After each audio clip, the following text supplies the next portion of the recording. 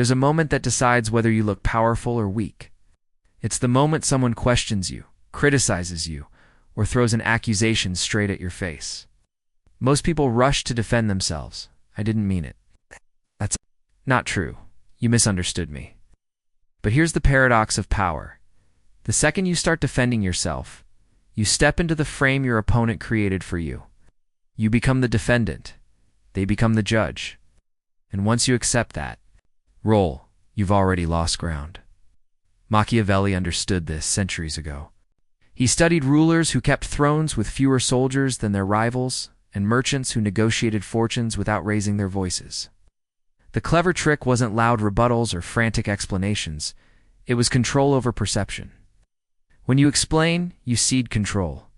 When you stay still, you force others to move. The strongest don't rush to justify. Pause, observe, and pick their moment. Silence is not the absence of a response. Silence is a strategic move that tilts the floor beneath the conversation. Think about the mechanics of defensiveness. The brain reads speed and volume as agitation. Agitation looks like guilt. Even if you're right, your urgency to prove it signals insecurity. And insecurity invites pressure. Predators in the social jungle sniff it out. Once they sense you need their approval, they will make you chase it. That's why the first discipline is restraint. Before you answer, let the moment breathe. Count. A beat. Drink water. Look at the person, not their words. The pause communicates authority. Consider a meeting where a colleague says your numbers don't add up. The instinct is to scramble for spreadsheets, to talk fast, to throw context at the room. Instead, you breathe. You meet their eyes. You say, "What specifically?" Then you wait. The silence makes them continue. They're now searching for proof while you stand anchored. Often they overreach, or reveal their motive or open space. For you to clarify a single precise fact that dissolves the cloud, you didn't defend. You redirected the burden to prove their claim. Now picture a relationship where someone says, "You don't care about me," if you list all the things you've done. You're auditioning for a part you already play. Better is a calm pause and a simple boundary. "I won't debate my care. Tell me what you need." You move the conversation from accusation to practical clarity. You don't fight inside their story. You invite them into a new scene. Healthy people will step into it. Manipulative people will resist because the accusation was never about truth. It was about control. The second discipline is redirection. Silence alone is powerful, but you don't always keep it forever. You deploy it to flip the frame, and then you guide attention elsewhere. Ask clean, short questions. What outcome? Do you want what evidence would satisfy you? Where did that assumption come from? Questions make the other person work. Explanations make you work. In power dynamics, the one doing less work wins. The more they talk, the more they reveal. The more you listen, the more leverage you gain. Here's why this works. 1. Silence creates discomfort. Humans treat an unanswered statement as a task. We try to complete it. 2. Silence reassigns status. The less reactive person appears higher. Status, the crowd reads poise as confidence and confidence as competence. 3.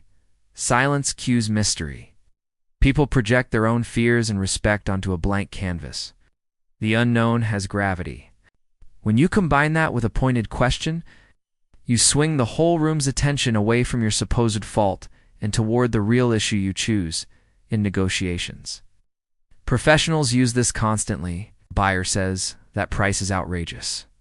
The rookie explains costs, margins, features. The pro lets the sentence hang, maybe nods and asks, "Compared to what?" Now the buyer must reveal an anchor, another quote, a budget, a fear. Without that reveal, there is no conversation. Notice what didn't happen. There was no defense. There was a demand for clarity. Power always prefers clarity over apology. Of course, we need nuance. If the person questioning you deserves an answer, a mentor, a boss who is fair, a partner acting in good faith, then you respond. But you respond on your terms. Short, calm, precise. Offer facts, not feelings. Offer. One sentence, not a monologue. They need more they can ask. You are not a vending machine dispensing justifications. You're a steward of your attention. The art is to decide who merits access to it. What about reputation? Isn't there a risk that staying quiet lets rumors spread? Here's the hard truth. Reputations are rarely saved by defenses. They're built by patterns. People believe what they repeatedly see you do, not what you insist you are.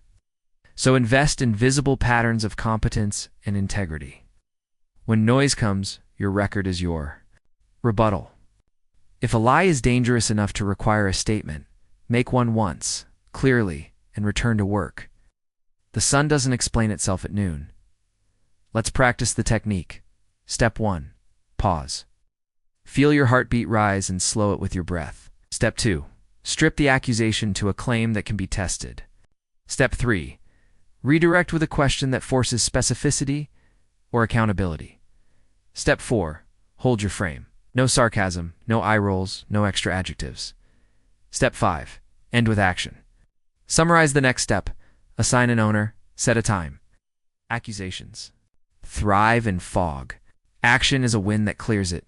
Examples: a teammate says, "You blocked my project." You answer, "Which decision?" And wait.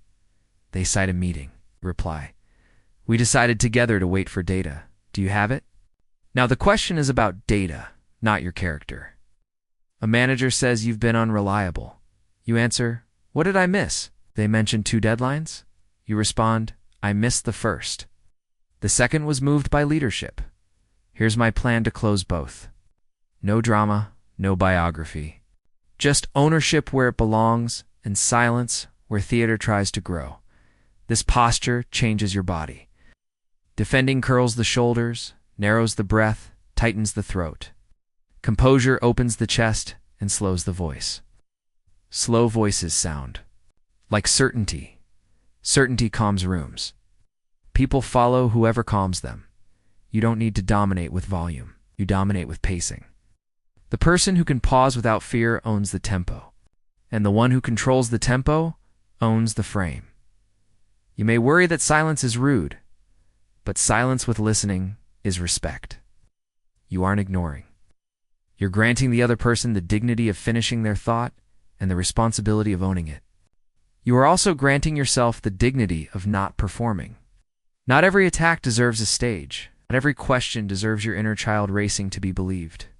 Sometimes the most adult sentence in a room is no sentence at all. Notice how antagonists behave when you refuse to defend. They repeat themselves, louder. They add new charges that contradict the first. They look around for allies and find fewer than they expected because the crowd is sensing disproportion. People have a refined radar for imbalance. When one side is calm and the other is flailing, the mind silently votes for the calm side. This is why bait exists. To make the calm side flail. Don't take it. There is a deeper layer. Defending yourself is not only a public act, it is a private addiction. We argue with imaginary juries in the shower. We rehearse speeches for phantom critics. All of that energy goes to the court of approval, where the verdict never arrives. You can leave that court. Place self-defense with self-direction. Decide what you are building, what you are learning, where you are positioning yourself in the next year. When your inner agenda is strong, outer accusations lose their adhesive power. Practice lines that keep your frame. I don't debate motives. I discuss plans. I'll consider any specific feedback. If there is evidence, bring it. Otherwise, let's proceed. I understand your concern. Here's the next step. These are not shields. They are doors. They guide the conversation from theater into work. And in work, you flourish. Sometimes, you will need to speak to power. Do it with questions and with timing. Raise issues privately before publicly. Aim at processes, not people. Anchor your words to outcomes that matter to the group. That way, when someone tries to spin your stance into personal drama, the room remembers your purpose. You are not defending yourself, you are defending the mission. Ironically, that is when your personal credibility rises the fastest. Machiavelli warned that love is fickle but fear is stable. Translate that into modern terms. Approval is fickle but respect is stable.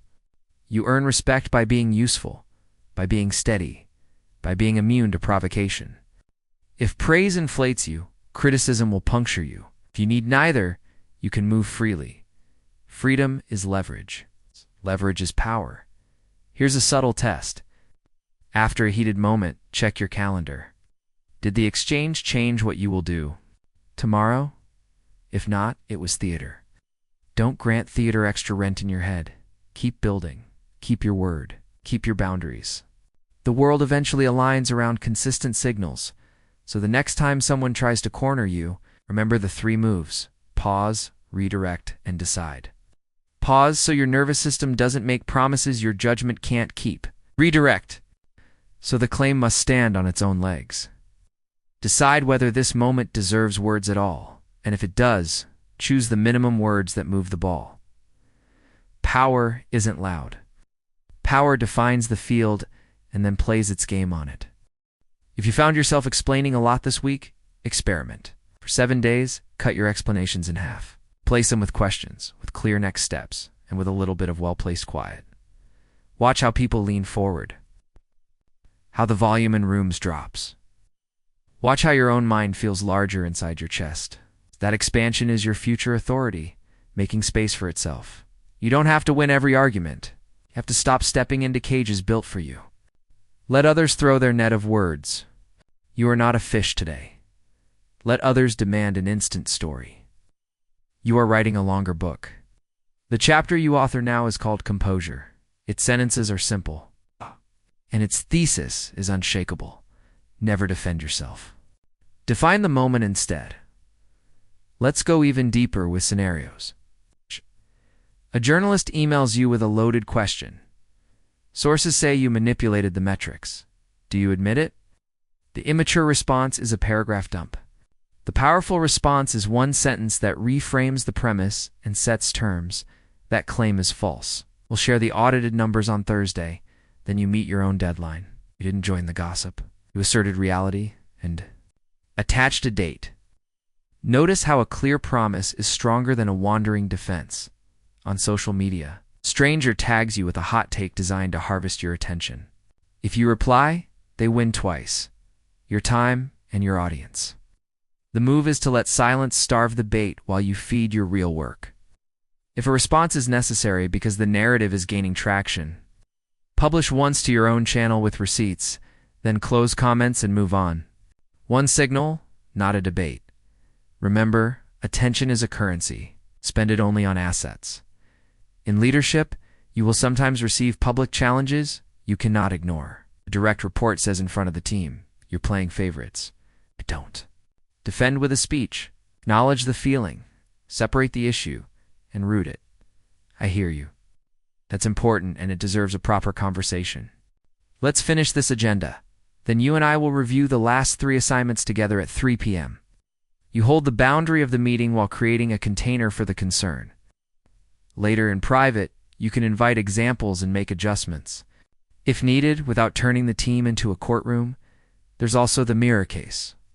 When you actually did mess up, paradoxically, the antidote is not defense, it's ownership. You're right, I missed that. Here's what I've done, here's what I'm doing, here's how we'll prevent it next time. No biography, no weather report, no villain. Just responsibility plus remedy. It's the fastest way to neutralize a charge is to take the part that's true and fix it. The part that's untrue will starve on its own. Body language matters. Keep your chin level, shoulders open, hands still or anchored. On the table. Breathe from the diaphragm so your sentences land like stones dropped in water, not like pebbles thrown in a hurry. Eye contact should be steady, not drilling. When you need space, take a note. Writing a single word can break the spell of urgency and buys your mind 5 clean seconds. Those seconds are the difference between reacting and choosing. Words matter. 2. Remove apology words that creep in to buy mercy. Just only sorry, but replace them with clean verbs. I will, I can, I won't. When answering, avoid stacking clauses. The longer the sentence, the weaker the spine. Use periods. Silence between sentences is punctuation the room can feel. Be careful with humor. A well-timed light line can diffuse tension, but sarcasm can sound like contempt, and contempt makes crowds choose sides. Your goal is not to humiliate the accuser. Your goal is to recenter the room on reality. If they humiliate themselves by overreaching, let the silence do the work. Dignity scales. Pettiness shrinks. Train this skill with low-stakes reps. Have a friend throw you accusations for 5 minutes. Your only job is to breathe. Ask one clarifying question and end with a next step. Record it. You will notice how often your face tries to talk before your mouth does. Over time, your micro-reactions settle. Then, when the real moment arrives, your body already knows what to do. Here are sample scripts you can adapt. I don't agree with the premise. Problem are we solving? That's not accurate. I'll share the corrected figures at noon. If there's evidence, present it. If not, let's proceed. I won't discuss motives. We'll discuss metrics. That's a serious claim. Put it in writing, and I'll respond by end of day. Each line keeps you out of defense and inside direction. You aren't stonewalling. You are structuring. Guard against two extremes: appeasement and stone. Appeasement is over-explaining to make everyone like you. Stone is shutting down so hard, you look evasive. The golden middle is composure with clarity. You are available too. Truth, unavailable to theater. You answer what is relevant and set aside what is not. You never argue about your worth. You demonstrate it by building. Teach your team this culture. Establish a norm that feedback is specific, actionable, and timely. When someone breaks the norm with a vague swipe, anyone can ask, "What's the specific?" That single question cleans meetings like rain. Over weeks, you'll watch drama levels drop while output rises, because the group's attention is no longer oxygen for performative conflict. A word on timing. An accusation lands in a public forum and you need information before answering, say exactly that. I don't have the facts yet. I'll get them and respond it to, then respond it to. Precision builds trust. Trust buys you the benefit of the doubt next time. Without precision, silence can look like hiding. With precision, silence looks like leadership. Finally, remember why this matters. Life is short. Your mission needs your energy more than your ego does. Every minute spent defending is a minute not spent designing, writing, selling, practicing, loving. The world rewards those who allocate their minutes like investors, not like gamblers chasing losses. When you stop defending, you stop chasing. You start building the reality that makes rumors irrelevant. So carry this with you. Pause longer than feels comfortable. Ask cleaner than feels natural. Speak shorter than feels safe. Let your work be the loudest thing about you. Let your silence be a mirror that makes noise, see itself. Let your questions be doors that lead people out of drama and into decisions. In the end, the person who defines the frame defines the future. Define it and walk forward. Choose your frame and let composure write the story.